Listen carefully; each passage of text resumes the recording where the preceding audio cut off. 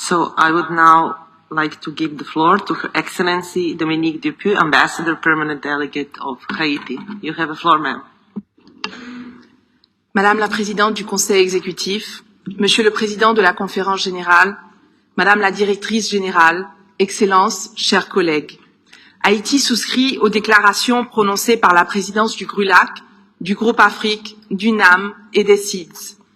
Madame la Présidente, ce matin, j'ai déposé ma fille, une petite haïtienne de 4 ans, à l'école publique du coin. Depuis le 1er septembre, elle y apprend de nouvelles comptines, s'exerce à écrire son prénom et y cherche des réponses à ses sempiternelles « Pourquoi ?» En Haïti, il n'est pas encore jour. Dans quelques heures, c'est toute la population des apprenants du pays, soit plus de 4 millions d'enfants et de jeunes, qui ne participeront pas à ce rituel matinal important qu'est la rentrée en classe. Ce sont donc des millions de mes compatriotes, parents, qui ne pourront commencer leur journée en embrassant leur enfant avec ce sentiment unique de satisfaction et de fierté, de savoir sa progéniture, jouir de ce droit universel fondamental qu'est l'accès à l'éducation. Alors, pourquoi elle et pas eux? Parce que je suis ici, diplomate, à 6000 kilomètres de mon pays, de ses plages et de son soleil, à 8 heures de vol de ses tourments.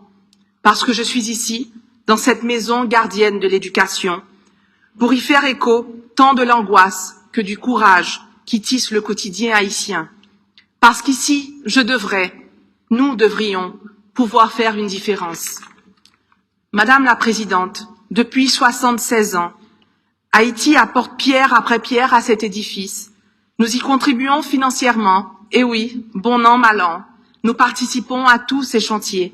Nous gardons vivante la conviction collective que l'UNESCO existe pour une raison et que ce que nous faisons ici a un sens et donne un sens. Alors quand toutes les écoles, dont les 25 écoles associées de l'UNESCO et toutes les universités restent fermées, que ni science et ni culture ne peuvent y être évoquées, quand la peur, la souffrance et la colère paralysent toute une vie, quand les théâtres sont transformés en antres de fantômes, que les laboratoires, les centres de recherche, les hôpitaux sont barricadés. Pourquoi et de quoi parler ici? Parce que j'aimerais croire qu'entre-temps, avant que le jour ne se lève chez moi, nos efforts ici, durant cette 215e session du Conseil exécutif, comptent. Parce qu'il y a lieu de s'assurer que nos discussions du C5, de l'IOS, soient bien au service de cette maison que nous avons aussi le devoir de protéger. Il y a lieu de réaffirmer la raison d'être du projet de la route des personnes mises en esclavage, initié par Haïti, et de veiller à sa vocation essentielle, afin qu'à l'aube de son 30e anniversaire, il ne soit ni vidé de son sens, ni dilué, ni édulcoré, ni maquillé. Il y a lieu de décider que le monde a encore et surtout besoin du devoir de mémoire crucial qu'il impose. Décider qu'il nous faut regarder ensemble le passé dans les yeux, aussi inconfortable et aussi impertinent qu'il puisse sembler, afin que nous appréhendions ensemble ces séquelles. Qu'il y a lieu d'aspirer à ce que l'histoire générale de l'Afrique, programme phare de l'UNESCO, soit renforcée, de s'engager à la production, à la traduction et à la dissémination de ces pédagogies ancrées dans les véracités historiques, racontées par les voix trop longtemps tues, et de rappeler que cet outil a aussi le noble mandat de freiner la haine qui naît de l'ignorance de l'autre, la haine qui naît lorsqu'on interdit la dignité à l'autre, la haine, germe potent de la guerre. Qu'il y a lieu d'approuver l'implémentation de la réforme du réseau des bureaux hors siège, qui permettra à l'UNESCO de mieux atteindre les populations et les secteurs pour lesquels sa présence peut signifier une différence entre désespoir et essor.